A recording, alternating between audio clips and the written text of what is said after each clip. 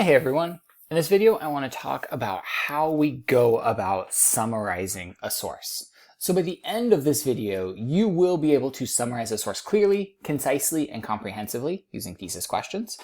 And you will be able to summarize a source clearly, concisely, and comprehensively, the 3 C's, very important, using the about principle, the given new principle, and the emphasis principles. So using these in a combination of ways to show you how to summarize quickly and easily. Why? Because you're going to be asked to summarize a lot in this class and all of your future college classes. Summarizing and paraphrasing are the most important ways of delivering information that you are reading in college. Stop quoting so much. You want to learn to summarize and you want to learn to summarize well. So let's do it. Okay, there's 3 steps that you really want to focus on as we're doing it. So write these down. We're going to go into more depth here in a second. As you read a book chapter, an article, whatever you're reading, you want to understand the big picture. What is the overall main idea? What is the main claim? What is the main focus? What is the main claim? From there, once you've done that, and that's what we generally call a thesis, we want to identify the main claims and the supporting ideas. What are the 4 or 5 big ideas that support that? And what is the evidence that supports the thesis? And then finally, we can start working on condensing and organizing all of that information into clear, concise, and comprehensive overview. So let's jump into these 3 and start by focusing on the big picture, which is really going to be thinking about how do we summarize using a thesis. So we want to bring in our 3 core thesis questions. What is this chapter about? What is the topic? And once we have the topic, that noun, we can go into what is it claiming about the topic. So again, what's our topic? What is the chapter trying to prove is true, is valuable, should be done, whatever kind of claim it's trying to do. And then finally, we want to figure out our rationale. Why are they arguing this? Because of a reason? Or how are they arguing it? By doing something. And so if we go back and we look at Rebecca Cox's chapter, Academic Literacies, we can see how she does this. So what was this chapter about? Well, gives it away. Academic literacies, very easy. What is Cox trying to prove about academic literacies? That they are not effectively taught to college-bound students. Why is she arguing this? Because high school students high schools are focusing on standardized tests instead. Cool. You could also do how are they arguing this by showing how students are blah, blah, blah, blah, blah, blah, blah, blah, blah. But this is how you get to the big picture. It's just those thesis questions. So once you finish reading an article, ask yourself this, break it down, find it in your own words. So once you go from there, you want to start identifying main claims and supporting ideas. So again, the first thing you want to do is find the thesis or recreate it like I just did. Recreating it, even better. Or you can find it in the introduction or the conclusion. If it's not outright stated, you'll need to form your own topic, claim, rationale, like I did. But again, if you can find it, you can just sort of copy that. But again, practice summarizing. It's good for you.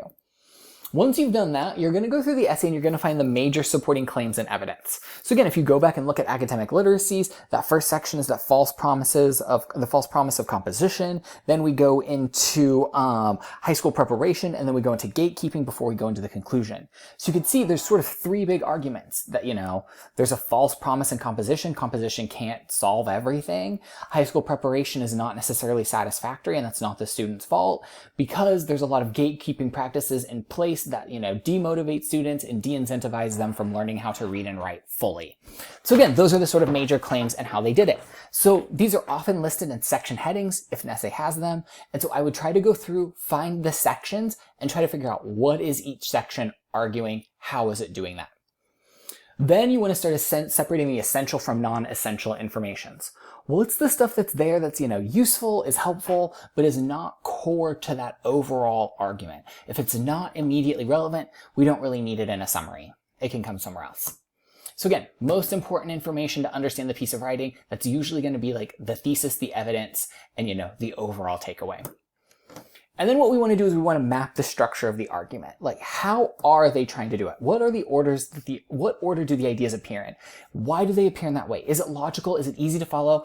Does it follow the thesis? Are they using the proximity principle here to structure how they are guiding their argument? And so this is going to be the biggest section. You're going to have a lot here. And once you finish all of this, you're going to start moving into the condensing and organizing it. And so from here, we just want to start thinking about how to use the about principle with the given new principle. And as we're using the given new principle, we want to make sure we're bringing the emphasis principle in to focus on the most important parts.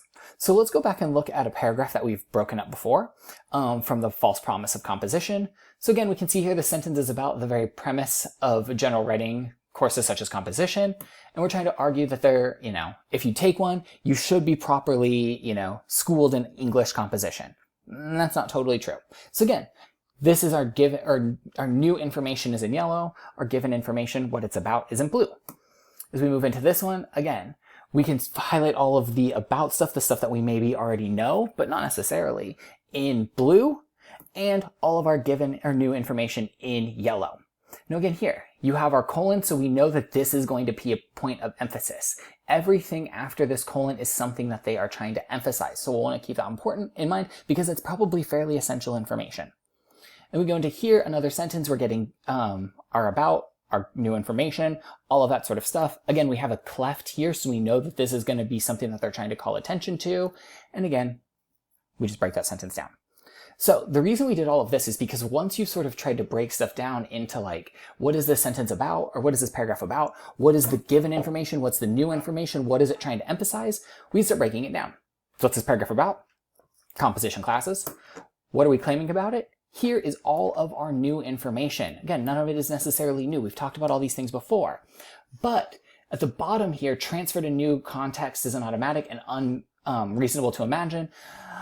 These are what we're trying to emphasize here. So whereas these are important, these are things that we could maybe not necessarily include in our summary. If you want to, go for it. I'm not going to stop you. It's your life. But these are the things that we really, really want to emphasize. So this is what it would come out to. Composition classes cannot completely prepare students because highly complex disciplinary literary skills do not automatically transfer to other learning environments. Boom, done. And then I cite this source because, again, I'm summarizing an idea that I'm taking from someone else. And I didn't come up with this. I didn't know this. Someone else did, and I learned it from them. And so this is really how you're going to try to do it. You figure out what the paragraph is about. You organize your given and new information. You figure out all of your new information, and then you try to figure out what is being emphasized. And that is up to you. That is up to your discretion. You'll get better at it as you keep going. So let's review. What are the 3 steps to summarizing? Do you know them? Do you remember them? How do you use those thesis questions to identify the main argument? Can you find it? And if you can't find it, which a lot of times it's going to be real hard, can you put it in your own words? Because ultimately that makes you look hella smart. How are the 4 steps, or what are the 4 steps, to identify the main claims and supporting ideas? How do you use those? So what are they and how do you use those?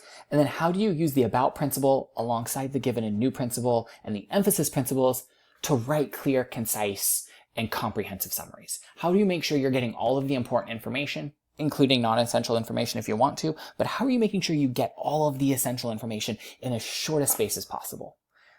And if you have questions, as always, don't hesitate to reach out at kbold@elgin.edu, and I will see you in the next video.